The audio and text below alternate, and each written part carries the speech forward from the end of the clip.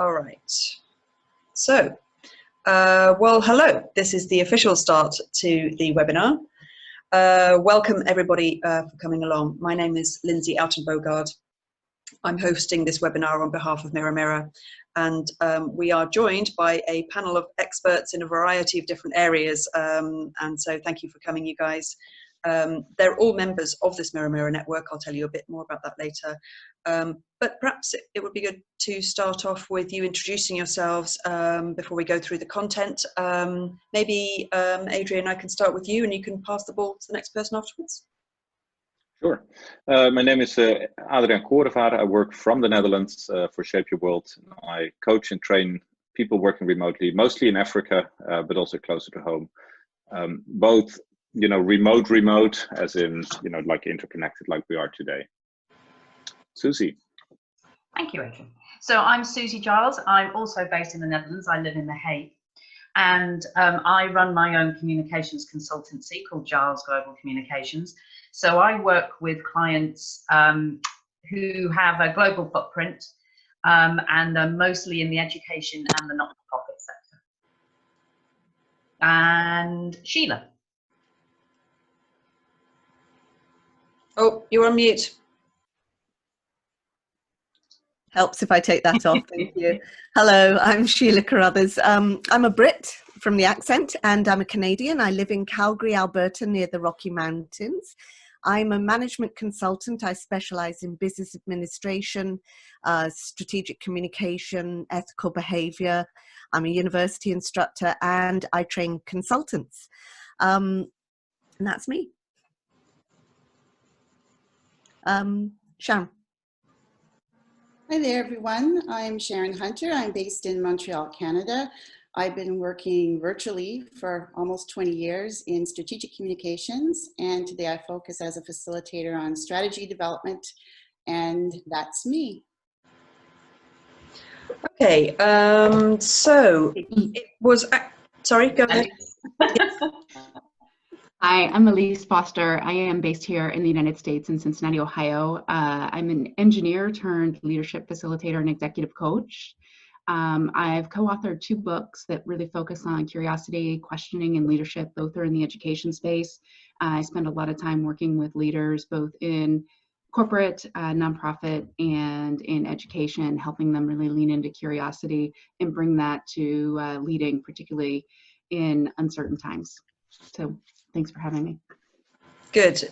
I was a bit distracted then because I was getting a text from somebody saying that they can't see themselves, and this is a panelist setup of a webinar, so it's only the panelists visible. Apologies for that, at least for cutting in on you there.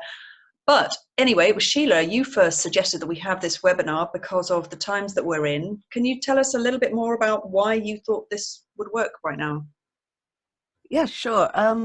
Well, very quickly, I suggested this session with Mirror Mirror because I know the challenges of moving to online meetings and sessions. And since I recognize that Mirror Mirror's team of experts are already good at this, I thought we should share some of our tips for already effectively functioning teams to be equally successful working together remotely. So that was the idea. Right, because we all know, I think, that when people are thrown into remote teams, alignment becomes even more of an issue, and currently there's a little bit of a feeling that alignment can be quite fluffy, but the cost of a misalignment, as we know, can be very, very real. So I'm just going to share a slide with you guys now, just to describe a little bit about why Mirror Mirror has got anything to do with this. We actually identify and measure alignment gaps in teams, and we do that about gaps to the strategy, which is the traditional understanding of the word alignment, strategic alignment. But we also measure behavioral and cognitive gaps between people. We broke down the webinar sort of format for this into 2 sections, into behavioral and cognitive alignment. And so each of the panelists here is going to deal with one of these areas, and they could be a whole webinar in themselves, actually, because they're pretty deep topics, but this is just about tips. So we're looking at the behavioral alignment from just transitioning into remote teaming and then collaborating and leading remote teams, and then understanding each other and the context getting strategic clarity and keeping in tune with stakeholders. But I wanted to, before we start with the content, just look at some of the research, because cognitive and behavioral alignment are not separate things. These two are very much linked. And there's some interesting research just from 2010 around that, that looks at the link between cognition and behavior, and in the context of team effectiveness. And the research tells us that teams are more effective when they're more aligned, and more cognitive alignment comes from behaviors. So it comes from behaviors in the areas of psychological safety, which is when teams build up more trust, so that then they're able to open up to each other more and build better shared mental models about what's happening. It's in the area of task cohesion, when people are more committed. They feel more that the team is working together more, so they're more likely to listen to each other and to open up again. And then the confidence of the team in their success, that's the category group potency. If people feel confident and committed and trusting, then again, they're able to more build in and share the perceptions of others and build ideas together. And also on interdependence, how reliable they are together. All of these behaviors go together to make up the way that people perceive the environment around them through others, through language. And so even though we've separated them out here, we are very much seeing that they're interlinked. But before I go forwards, here's the first part of the content then. Adrienne, would you like to start off with the personal transition to remote? Sure. So I'm starting off with the story that one of the clients that I spoke to just a few weeks ago, as we just entered into lockdown, her boss told her he didn't expect 100% delivery from her just at this moment. And I was encouraged, because for both leaders and colleagues, this is a very sudden change to work remote. So for some companies, perhaps you've done this for years, but still, for most of us, this is very remote. Suddenly we're working alone, we're dealing with a different social environment. We have new ways of interacting, new interruptions, and definitely new worries that we deal with. So to expect 100% output as before is perhaps not the right thing to do. So the things that I think are really important as a leader, but equally for the ones that you work with, is to, one, recreate the social environment. The second one would be to adapt your leadership style. And the third one would be to be clear on your mindset. So I'll start with the last one, because I think that's the most vital. So the mindset is about focus on effort. And why focus on effort? Because this is a time of behavior change, of adaptation. And the most effective behavior change happens when you focus on things that you try, that you do your best to achieve. So not to focus on the results, but to focus on how much did I do my best? Did I do my best to deal with the current situation, to obtain results, to effectively interact online with customers, to focus despite different distractions. And whilst we measure how much we do our best, it's important that we keep track of that on a daily basis, and that we choose somebody to be accountable to. So whether that's our leader, whether that's our colleague, whether that's our spouse, but choose to be accountable in those things. The second point is the focus on the person. So around, 16 years ago, my daughter was just born. I was heading up a 500-person team in Kenya, working in South Sudan, so working remotely.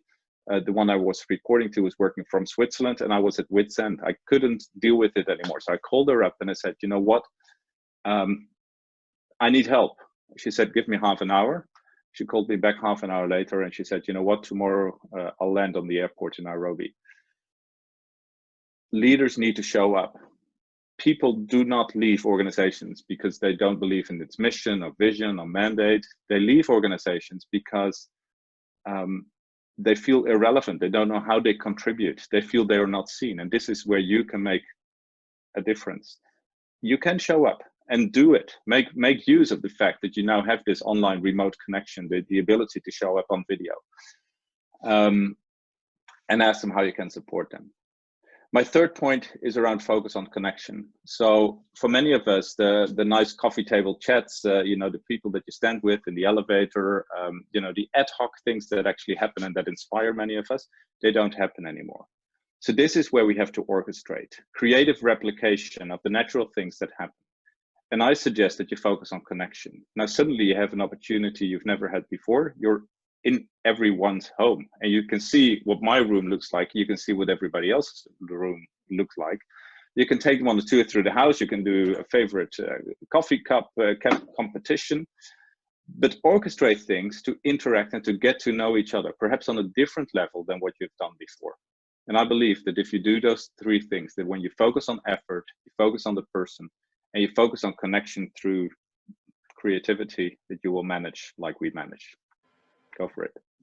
Great, fantastic, Adrian. Thanks very much. Well, let's get straight on to, sorry, it's going the wrong way. Let's get straight on to Sharon on effective collaboration. Sharon. Yeah, thanks. So one of the things when you find yourself suddenly working remote, or if you're not used to the process, is to set the rules of engagement for the team. If you normally meet once a week as a team, as a check-in, well, you might need to check in a little more often when you're remote to make sure everyone stays on track. But that can be a little bit complicated depending on the situation at home. So you need to collaboratively decide what's going to work for you. What are going to be your ways of working that work for everyone as a team? So if you have deadlines that are usually a little more spread out, well, you might want to confirm some weekly deadlines, and you do micro check-ins a little more often, and agree which media you're going to use for that. For example, synchronous, of course, is setting up a virtual meeting like this. But what do you use when you're not together in the same room? Will it be just email? Are you going to set up a group chat? How are you going to make sure that you don't overwhelm each other with too much communication, but make sure that you're all available to stay on track as a team? And I think that works really well when you set the rules of engagement. For example, expected response times. If someone sends you an email, is it really urgent? Do you promise to get back by the end of the day? Many people are at home with children, and so their usual commitment to the workday can change. You need to take that into consideration. So just make sure everyone is clear from the beginning how you're going to stay in touch as a team and make sure communication gets through to everyone. And one of those things is, of course, to get permission to record your online meetings. That could be shared later with other members of staff or other teams so that everyone is comfortable and understands what it means to be talking into a screen like this, knowing that it's going to be shared with someone else later. If you're not used to it, you need to get comfortable with how you appear on screen, how much people can see in your environment. There's been a lot of jokes and memes going around online about I don't know if it was a BBC broadcaster he was online delivering the news and there were children running around in the background. It was quite hilarious, but guess what? That does happen at home sometimes. So clear your own space, try to protect some space when you are going to be working and being online if possible. And I think everyone just needs to have a little bit of sense of humor during these times to understand that you try to be as professional as you can and keep things as normal as possible to your usual routines. But these are extraordinary circumstances. So be kind. Those are the best tips I have on this, and we'll get into some other things a little later on. Great, thanks very much. And in terms of keeping a sense of humour, there are plenty memes and jokes going around to keep that humour going. Anyway, let's go to the next topic. So, Sheila, would you like to talk to us about leading and facilitating remote teams? Yes, sure, thank you. When I first actually started to work in an online team, I thought that everything would be exactly the same because we already had a very strong working relationship face-to-face. And so it was a bit of a surprise to me that, yes, some things had to change, but at the same time, some things didn't, because that strength of relationship was already there. We were very lucky with that. So here's some tips that I picked up along the way. The first one is be considerate. Canada, for example, crosses 6 time zones. That means even in our same country, some people may be jumping out of bed with barely enough time to grab a coffee before their meeting, while others are ready for their lunch and trying to sneak a bite as they're talking. A team I currently chair has people in the Middle East, Australia, US Central Time, and then there's me on Mountain Time. So what we first did when we first came together was that we used a time zones calculator to find the best time and day of the week that we could meet at a respectful hour for everybody, and set that up so that everybody knew when we would be meeting. We have varied it a little bit because for some people that means really early mornings, and for others it means really late nights. Secondly, set the tone.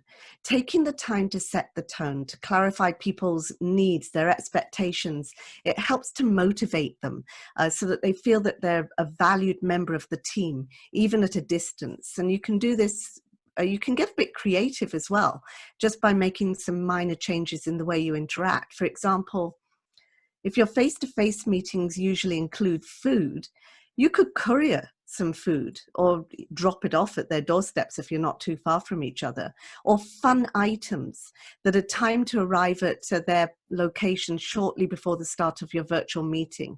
Use the budget that you probably had for in-person meetings for food and things. Be 100% present. For larger groups and teams, you should have a team support person or assign a team member, take it in turns, to greet everybody as they join. That way somebody can help with the technical challenges and contact people who are missing in action whilst the meeting can continue. This is as important, I think, as assigning someone to take the meeting minutes. Then also consider informal chats. So if the online room, as you may have heard with us just before we started this presentation, the presenters were having a quick round robin sort of chat. And having those sorts of pre-chats are very valuable, particularly nowadays. We need that opportunity to be able to speak before a formal session starts. Just don't do that if there's another group using the same account just before yours. You could start off the meeting as well just by having a quick round robin, 30 seconds or less, asking everybody how are they doing. Allow longer if it's a new member of the team, but if everyone already knows each other, you could ask, how are you doing? Or is there anything going on in your life that you would like to share? Or you could even, if you want to be really fast, you could say on a scale of 1 to 10, how's your day going so far? And they can just put up fingers saying, it's 1, no need to turn on your microphone for that one as well. Body language, turn on your video. Facial expressions, hand gestures, reveal unspoken negative, positive feelings, why people don't turn on their video, when they don't. You lose the value of that silent communication. It's respectful to be visible during a meeting. It shows you're present and actively participating even when not speaking. And it doesn't matter if the kids are running behind. So it's not to say that you can't stop your video if you need to briefly step away, join the phone, sometimes if your electronics are not working, you need to join by phone, you've got technical difficulties, that's totally understandable. But do your best to be on video. Sharon mentioned about rules of engagement. I'd suggest that every team I know that has set up a charter or behavior norms has a good process, and they understand what they've all agreed upon as to be the standard norms for their team, such as if you've got a large group, it could be that one of your standards is agree to put your microphone on mute when you're not speaking, use of the sidebar chats, typing quick notes in the sidebar chats if you have to step away, such as back in 2 minutes, or putting links to documents and websites in that chat. Trying to be in a quiet spot that is free of background noise that can distract or annoy could be useful. And you could put your hand up to speak. This is where appointing a chair or a facilitator to help really helps to manage conversations. So I'd just say that a strong team can still be a strong team when working remotely, but just some of your behaviors may need to be adjusted to enjoy the same level of engagement and that trust and that mutual respect. So consider how your behavior is seen by others and take the time to prepare and set up reasonable start times. Lovely. Thank you, Sheila. Okay, I'm just going to go through a couple of sort of slides before we get into the second part on cognitive alignment. And before we do that, there was a question that came in. Let me just have a look. It says, when you say alignment to strategy, what do you mean, given that there's no accepted definition of the term and the challenge is getting people to even agree on the strategic objectives? I mean, if I can sort of offer a response to that, perhaps first, if we go back into the plenary view, to me, alignment is a state, and it's about compatibility.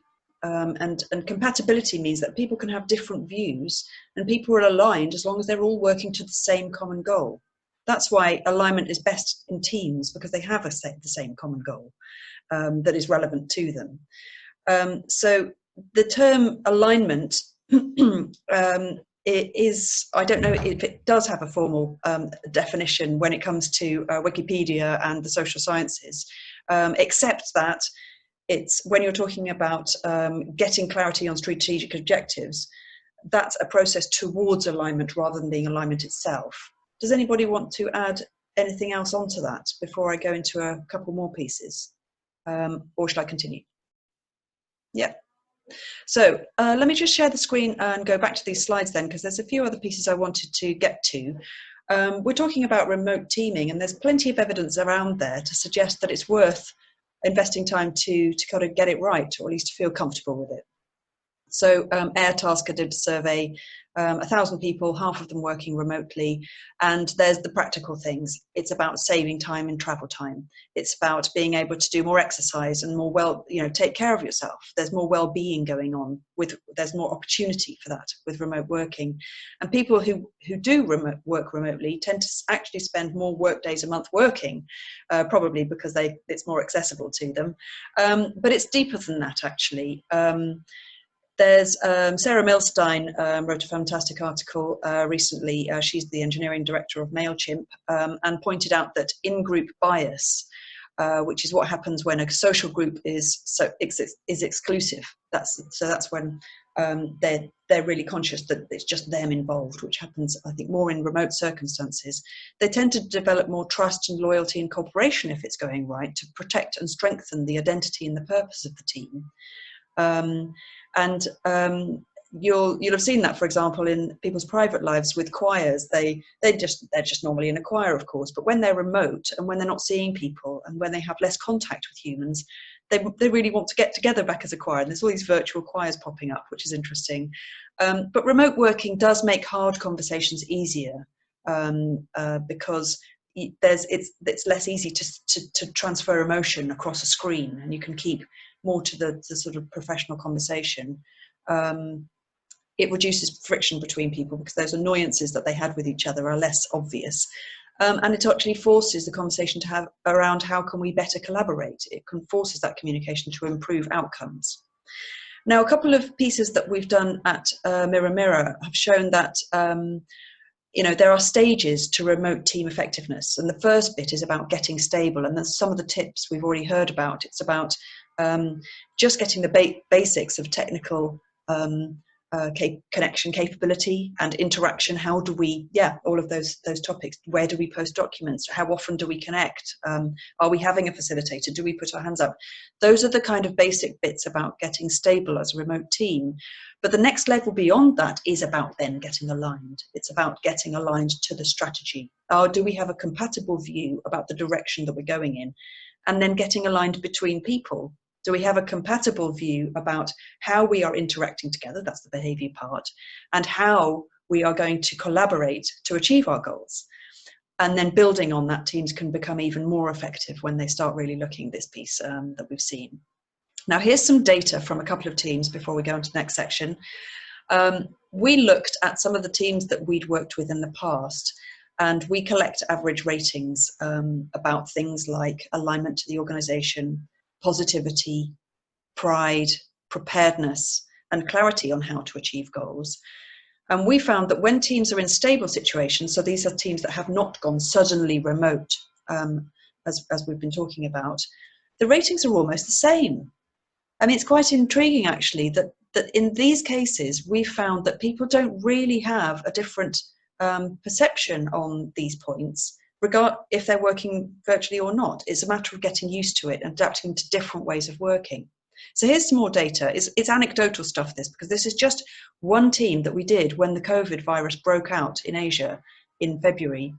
And we ask people regularly about their behaviours and how they rate behaviours in the team. So it's not their own personal behaviours, it's the dynamics of the behaviours between team members. And the shaded area behind the bars here shows the maximum and minimum scores provided.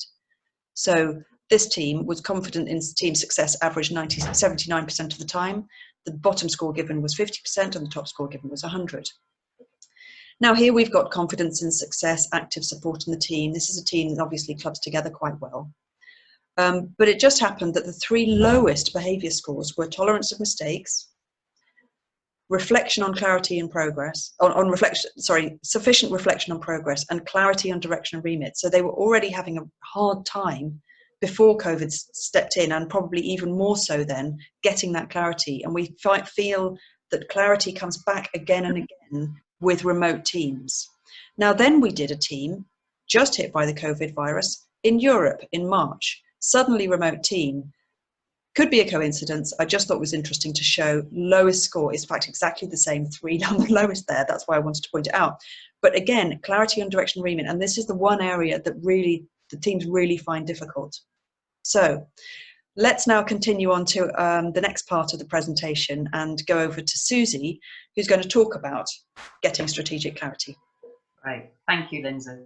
So yes, as you pointed out, this is a difficult thing sometimes, whether you're remote or not remote. So I think acknowledging that many organisations are in different stages along this path, but as leaders, it's really important that at the moment, especially, you don't let those strategic milestones slip. So if you have a clear strategy, you're working towards a particular objective goal, and you're making regular checks to make sure that teams are achieving what they need to achieve.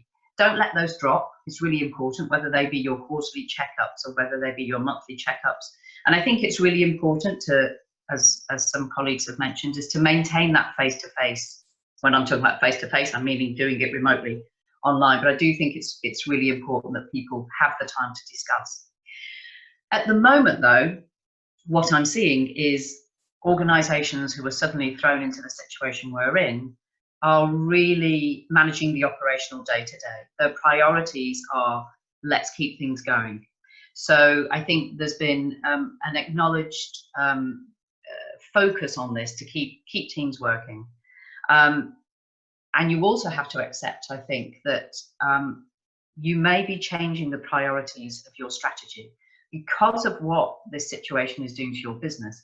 I work with a lot of people in the education sector, and they are now having to deliver in a different way to the way they've delivered before. They are having to do a deep dive into what is it going to need to deliver what I deliver online. And so I think it's quite natural at the moment to have teams work on specific areas and maybe change those priorities. But what's really important is that you're extremely clear about that change and what those priorities are.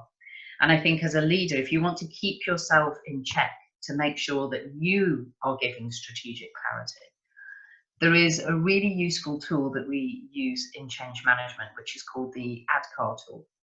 And it's just a very simple checklist, 5 areas, but in themselves are big pieces of work. But to take you through that checklist, the first element is awareness. So this is really about the why of what you're doing, why you're doing it, why you're working towards those particular strategic objectives. And if you feel you haven't been clear enough about that, now is the time to be very clear with your teams. And if there are any changes, you need to explain very clearly why those changes are happening and why they're needed. So awareness, making sure that you're confident that your teams and managers are aware. Desire is really about thinking, as Adrian spoke about earlier, of how do people feel they contribute? So desire is really answering that question from your employees and teams, what's in it for me? What is it that I am contributing to? How does my work play a part in this strategic direction? And it's important because if that's suddenly changing, they need to be very, very clear. It really helps with team motivation and engagement, and it's a really important part of the communications piece. And then the other big ticket items, knowledge. Do your teams have the knowledge that they need at the moment to be able to execute on what they're doing? Some of the people I'm working with at the moment don't have the knowledge. They're having to source expertise in online learning that they weren't utilizing before. And that's coming from the community they work in, but they're having to work slightly differently to make sure that their teams can upskill and develop that knowledge for the future. And with that comes also the ability, are teams able to execute on your strategic objectives? Do they have the tools? Do they have access to what they need to make that happen? Because change can't happen until people are able to make that change. And then finally is the reinforcement, which is very much about reinforcing that clarity of that message. Keep that clarity going, but really don't forget to celebrate successes. It's really important to acknowledge how people are contributing. And I think it can be too easy to forget that when we're working remotely. Reward people, congratulate people, show people what they've achieved. I think it's really important at the moment, in particular, to keep people motivated. So a really simple tool with a lot in there, but I think it's a really, really useful checklist. Thank you, Lindsay. Great, thanks, Susie.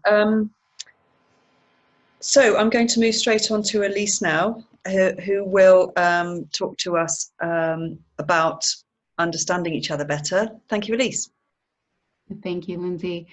Yeah, it's as I listen to all of the things as someone who's been working remotely for 8 years now, I'm learning new things, listening to my colleagues here and realizing how much added stress this might be for someone that is brand new suddenly in this spot. And it takes me to this topic of understanding each other and understanding others. It's hard during certain times. It's hard when we're in our normal everyday environment. It is even harder in uncertain times. And with every passing day right now, we're being called upon to operate in this new remote environment as we watch the world in disarray. Our schools, our governments, employers are changing guidance. It seems almost daily. That's a lot for someone to be taking in right now. And while there's this tacit expectation that work should go on and we should first take care of ourselves, I think, as Adrian said earlier, one of the things that really helped him was his leader saying, I'm not expecting you to be at 100%. Sometimes we just need to make that expectation really, really clear because we might assume that, well, we said take care of yourself, so people are going to do that. That's part of that understanding. And what I'm seeing is it's not quite business as usual. The leaders are making this reminder first and foremost, but then they're following directly with an email requesting updates on critical projects and what's happening. So with this new set of roles and responsibilities and the overall context changing, that further intensifies an already complex way of understanding each other. And just to think about us as humans, every one of us is unique and complex, but we all share this common feature that we are assumption-making machines. We take in very little information and very quickly draw conclusions based on that information. And the information right now is coming at us so quickly that it's easy to be doing that without even realizing it and have greater consequences. Sometimes our assumptions are absolutely dead on, and many times they are completely wrong and they go unchecked. For example, I was on for example, when you have a colleague that doesn't respond to a message after more than a week, and in today's time, it might be more than 10 days, we assume it's something about our idea or a disagreement or something they don't want to bring up, when it might just be that they're swamped with another project, or right now, they're supporting their young children who are suddenly reliant on them and haven't had a chance to respond. So with us in this remote situation, we are missing out on a lot of those visual cues, the opportunities for that quick drop-by chat, the water cooler discussion. And as Sheila said, we can try to bring some of those kinds of things in, but we also have to recognize that we are deeply isolated and making that need for connection all the more pronounced today. So I want to talk about two things that I think are important as we think about this and what you can do. And the first really starts with being present and making that direct connection. And then the second is around tying together empathy, curiosity, and compassion. So I'll start with being present and connected. Whether you're talking about a formal meeting, even a text message, a WhatsApp message, one of the first things you can do is take a moment to just set aside what it was that happened just before and the thing you have coming up after. It's especially important as our attention is being called in so many different directions right now. We've all got many of us have new at-home coworkers. We've got a Slack channel dinging in the background, and it continues on. So it's that much harder to take a pause, but as much as you can, take that moment. And some people find it helpful to take a few deep breaths, either before you engage or just as you join in with your companions. And recognizing that while you have these competing priorities, as do others, being present is never more important than it has been. Sheila mentioned asking some questions around how are you? That check-in, I think, is even more important today, and creating a safe environment just to find out when and where are people in the world, and what have they been up to in that day, and how are they holding up in this? There are lots of different ways you can ask that. As you're asking that of your colleagues and giving them time to notice for themselves what's happening, give yourself a moment to notice that very same thing. And I think while it may seem like it's a distraction from getting the work done in an extra step, I think you'll find it refreshing to hear from others and hear from yourself, allowing you both to come present to what's most important, which at that moment might not be the work at all. As you open this space and join your colleagues in their listening experience, wonder what it might feel like to be where they are right now, remembering that only weeks ago, they were live in person with their coworkers, and their at-home companions were too. So everything is new and elevated at this time. And so when they offer that something is going off the rails, cue in with your empathy, listening in to make a hypothesis. What do you think is up for them? Is it a feeling of frustration, overwhelm, or something different? And offer that noticing as a hypothesis. And you can do that in a way like, it seems like you're frustrated, and you don't have to say anything else. You pause right there, letting them come back with what is up for them. And it might be a correction. No, actually, I'm not frustrated. I am so overwhelmed right now. Or it might be them continuing on with their frustration. Continue this pattern of offering up a hypothesis, pausing, and being curious about what is up for them. And that'll be an invitation for them to tell you what they need. And then continue on the curiosity path with questions that allow you to keep learning, not solving, not fixing, not winning. And that means you might need to hold your own interest in making progress or getting prepared for your next call just a bit more lightly. The more curiosity you can bring, the more likely you are to understand each other and get greater alignment. For example, just the other day I was on a call, we were discussing a new course offering in this time of coronavirus.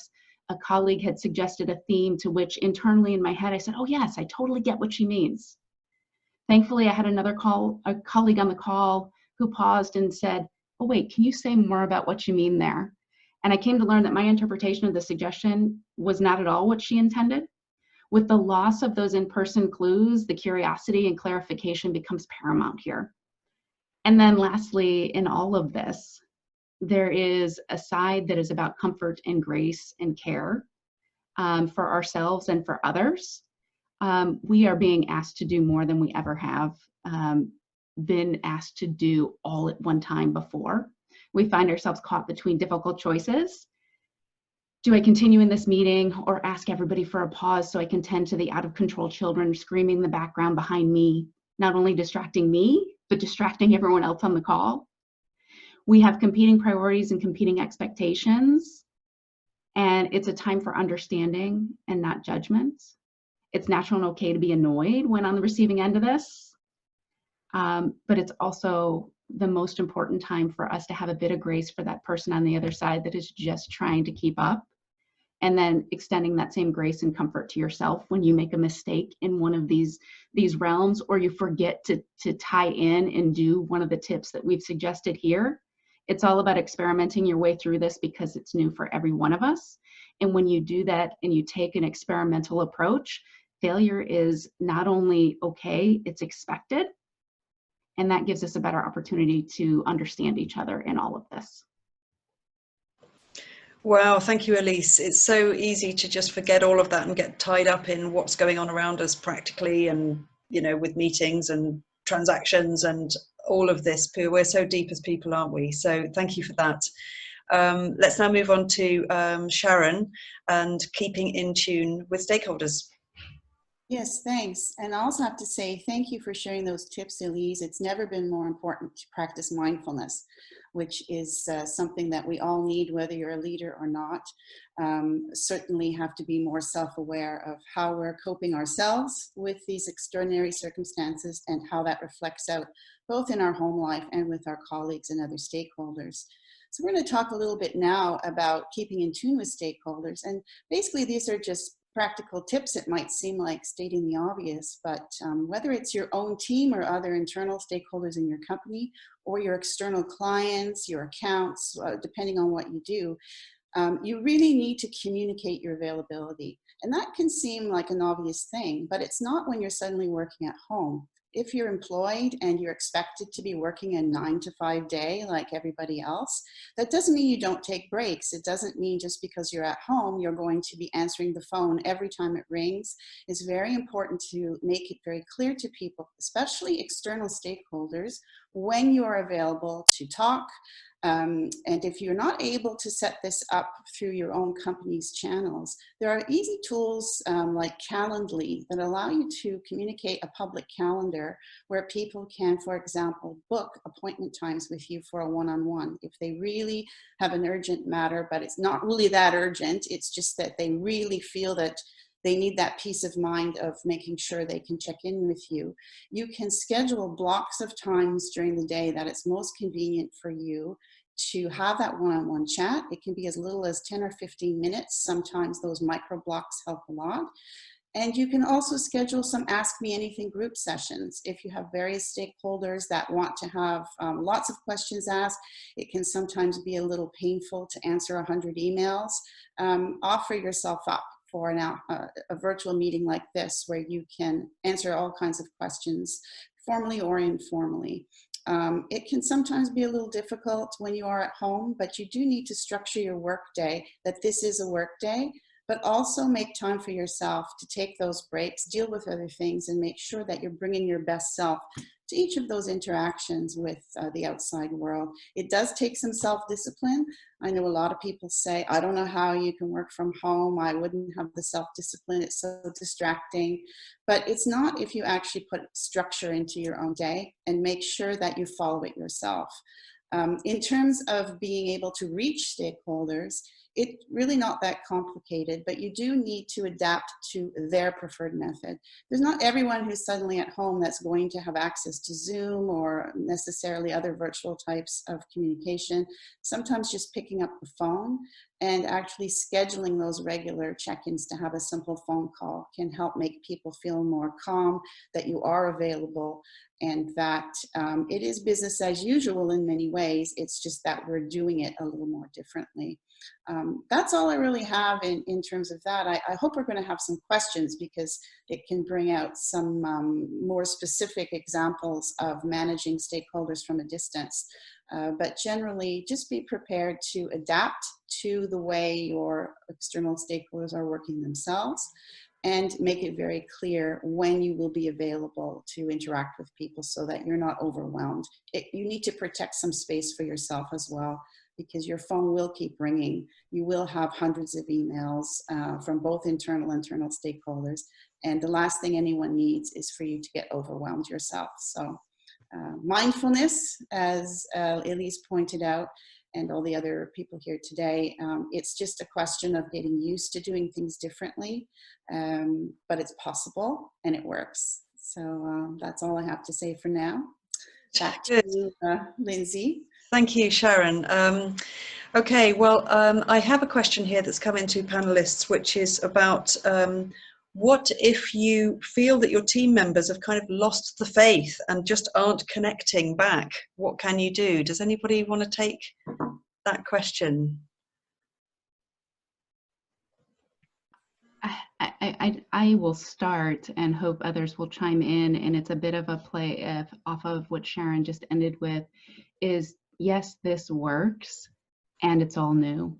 And I think the first step is being gentle with your team members and being gentle with yourself around what's working and what's not.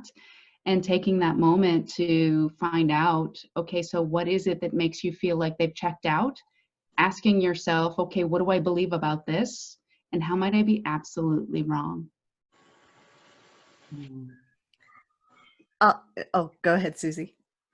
No, I was just going to say it's interesting because we did this session today and this question came up as well. And I think for a lot of leaders in particular, they were concerned about, you know, how much they do ask how people are. And I think it's being more open, more transparent, and asking questions that you wouldn't usually have asked of people to check that they really are okay, and being comfortable with something, types of conversations you might not previously have been comfortable with, or finding someone within the team who you know can do that check-in where there is a strong relationship and they can come back and reassure you that they're okay. We've got a couple more questions here. Did you want to add something, Sheila? I'll just add one quick thing, and that is that I did have that in a team where one of our team members literally checked out, wouldn't answer emails, phone calls, nothing, no online meetings. We were incredibly anxious about him, and I'm out west and he was in Toronto. So we found somebody that one of the team members knew someone that lived very close to him. So they literally went round and checked on him. And he was having a tough time at work. And that was why he had just mentally just shut down from that team, because he just could not handle everything that he was dealing with. And so he really appreciated that. And we were able to get him back. So it was the personal approach. Sometimes you just have to work out how to personally approach somebody and then point them to the resources that they need, the professional help that they need to support them. Well, I think that kind of links in from a question from Sylvia here. Thanks, Sylvia. What suggestions do you have for getting effective remote comms going with team members, with either team members who were, or stakeholders who were already difficult comms-wise in the office anyway? That's a good one. Quite simple, isn't it? It's about finding out how people are individually, right? Yeah, and I've just recently found that what's interesting is that people who generally wouldn't say much in meetings are talking far more when we connect on virtual meetings, and it is interesting that people want to talk because they're not getting as much of an opportunity as before. But I think, you know, it's really about whether that some people aren't comfortable in a group situation, some people are much easier in a one-to-one situation. So it's really trial and error with that. But it is interesting how people are reacting, I'm finding. Yeah, more of the introverts seem to prefer technical. Yes. Sharon? Yeah, it's funny. One of the advantages you were mentioning before about remote versus an in-room meeting is if you have those introverts that aren't comfortable speaking up, using the chat feature like we have here can help you make sure everyone is heard. You can encourage them to send you little notes or tips through the chat where you can bring up the subject without them having to do it themselves. It is a way to help coax people into being more engaged without having to adapt immediately to their shyness. Of course, you can also call people out who you think can handle it, because you control the conversation a little more in these kind of forums where you do a round robin, as Sheila suggested, where you say, here's my question. I want each of you to share a thought, and you go around and everyone's put on the spot to say something. Of course, if you're a team leader, you need to know whether that works with certain individuals or not. The last thing you want is to alienate someone. And so again, the private chat is a really nice way to help be a little more inclusive. Or you can also find that the control freaks find out that if they host the meeting, they can just mute everyone. That's true. Anyway, we got another question here from Julie. So thank you, Julie. Some of my clients are finding it very difficult to have conversations about performance remotely, especially if there were already challenges pre-COVID. Thank you, Elise, for the tips about empathy, curiosity, and compassion. I think these will help. Any other thoughts from any of the other panelists about having crucial conversations remotely?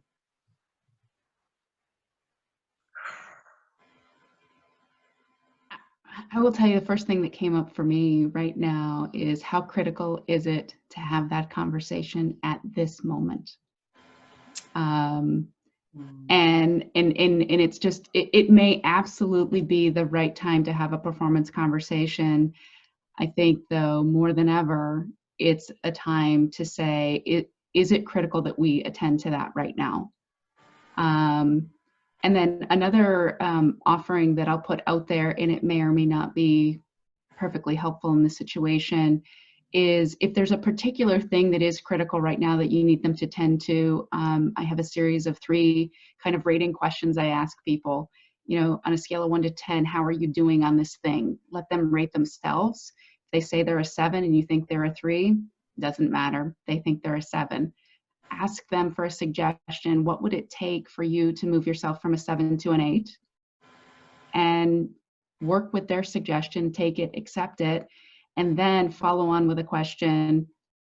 How important is it for you to get to an 8? And if it's not important at all to them, then that leads you down a particular path. And if it is important to them, go back to their suggestion and help them build that out, because with them taking their own suggestion, they're more likely to actually implement it, even if it's a less high degree suggestion than your own. Nice. That's a really nice tool. Sheila, you had something you wanted to add?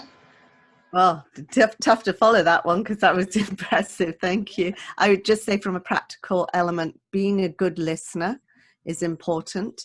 Sometimes we tend to just speak because we're online, but it's allowing that time to listen is so important.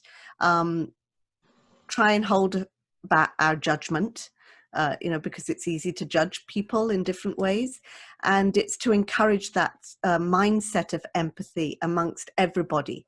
So again, setting the tone so that empathy is reminded, people are reminded about what it is and how we should all be practicing it. Okay, and another question that we've got here from Angela. On a different note, it seems that speech patterns or ways of saying things are more noticeable online. So is this me, or does video make that stand out more? Does it make people do that more? So for example, is there a quick way to learn about these? I tend to say, she says, with really hearing it as a crutch or a placeholder, we come across differently, and we talk differently when we're online. Is there something about that, and can we use it to our advantage or not, I suppose, is a build on that question, Angela. Sharon?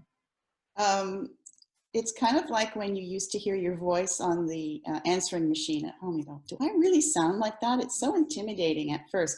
But these are the same tips as anytime you get into public speaking or you practice any sort of presentation. What's fun about a tool like Zoom or any other online piece is you can record yourself. You can just open a meeting just for yourself and practice how you sound speaking, how you look. Are you looking into the camera up here? Or are you looking down here? Are you reading notes? Just record yourself having a conversation or giving a quick presentation and watch it. It's often really painful sometimes at first to realize, is that really my voice? I didn't think I was so high-pitched and nasally or whatever. And try not to get too hard on yourself because you're wonderful just the way you are. But it does help. It's just like, I have young girls or anyone who's raised teenage girls, they spend a lot of time in the mirror, seeing how they look, smiling in different ways, and what have you. So do it too. Just get yourself recording and see what you don't like about yourself, and just change it. It's all about practice and becoming more confident and comfortable with being live and talking to others. Like right now, for example, you can see I'm in my dining room. It's a coffee station right there. Angela is saying, Sharon, good point. This is more like public speaking than anything else. I'm laughing with you. Good advice. Elise. I love the comment, Angela. And I was just on a client call the other day, and a coaching call, and I caught myself, I want to say in the span of about a minute and a half, saying, I noticed two things. And so I think what I think is interesting about your comment about it being a crutch, and what's happening for me is being able to take the time to notice that what is your crutch and what is it holding you up, or how is it supporting you? And, if I think about that, talking with a coaching client and the number of times, and it might not have been a minute and a half, it might have been, a 10-minute conversation, but what am I trying to show, to prove, to highlight by pulling out, well, I see these two things. Here are my 2 points. Is that about me, or is it in service of the client? And so I think it's just a great opportunity to do just what Sharon said, is to start to notice these, watch for them, and look for how is it serving you? And what if you shed that just a little bit, and how might it serve others and yourself if you're able to do that? Okay, so another question coming in is about, are there aspects of working remotely that we should keep, even if we go back to being back in the office, that are better for working for us?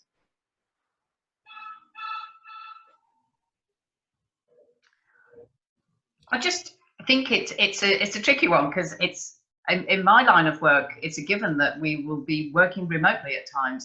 It's so ingrained in the way I work now that it's natural for me, which I accept it's not natural for other people. But I think there's a flexibility around work which should be positively embraced. And I think it's great to have the opportunity to be able to work in this way. And I think it will change. I actually think many organisations will think differently about what people are able to achieve and do. And I think that's a really positive thing. I mean, from a well-being point of view, I was once working in a place that took me over an hour to get to every day, and over an hour to get back from every day. And it was 5 days a week, and I had small kids, and I was not allowed to work from home. And I would have loved to work from home. And I think just having a more flexible attitude to that, where people can be more trusted, and their work can be, you can monitor people's work and the outcomes that they achieve, even if they are working from home. So there's a reluctance to do that, but I think we can get over that. We're all adults. Anything else on that topic about things to keep? Sheila? I would suggest that you can keep the structure of meetings, because a lot of meetings are a lot quicker than they have been when they're face-to-face. And there is a trend, of course, with the stand-up meetings. Every Monday morning have a 10-minute stand-up meeting, no sitting down, so it keeps it very succinct and structured. And going online, I'm finding that there's a lot of those quick meetings are very structured. So if you can keep that up when you get back, I think you'll find that you could be quite more efficient that way. Yeah, it's like finding the magic of releases, to talk to people about the other stuff before and after, and do the structure, but balance it all up in a way. Okay, well, we're kind of almost about out of time. Elise, did you want to make any more that point about flexibility there? I think I just wanted to tie into what Sheila was saying, and the word coming up for me is some of the explicitness that we are taking now online because we need to, because we don't have the nonverbals, we don't have those things. Could be things we bring back into our in-person workplace, so that we are really clear in a meeting. I'm throwing this idea out there because we're almost, we're almost at the goal line, and I want to see what I'm missing, versus I have no idea how to solve this problem, and I want everybody's head involved on this. And just making some of those explicit statements, both in the remote work setting and then carrying that back into the workplace, might help us, solve the really tough challenges that we're up to in a bit more conducive way. Everyone involved, including Adrienne, who has come back into our meeting and is trying to pick up on what's happened in the time that's passed. We've had lots of questions. We were about to close. Thank you very much for coming in anyway. We've got thanks here on tips from people coming in, and Adrian, I can fill you in on what happened while you were away, but I'm going to close now because we're on the hour. I'd like to thank everybody for making this happen, particularly Dymphna in the back office for making it happen, but for all our panelists taking time to share their insights, to go away to another meeting and then come back again, Adrienne. That was really good. I do hope this has been useful. I will take a recording of this. We're going to share it on LinkedIn. And I really appreciate you all joining. So have a lovely weekend and stay safe, everybody. Take care. Thank you. Likewise. Have a great weekend, everyone. Take care. Bye. See you. Bye. Bye. Happy anniversary.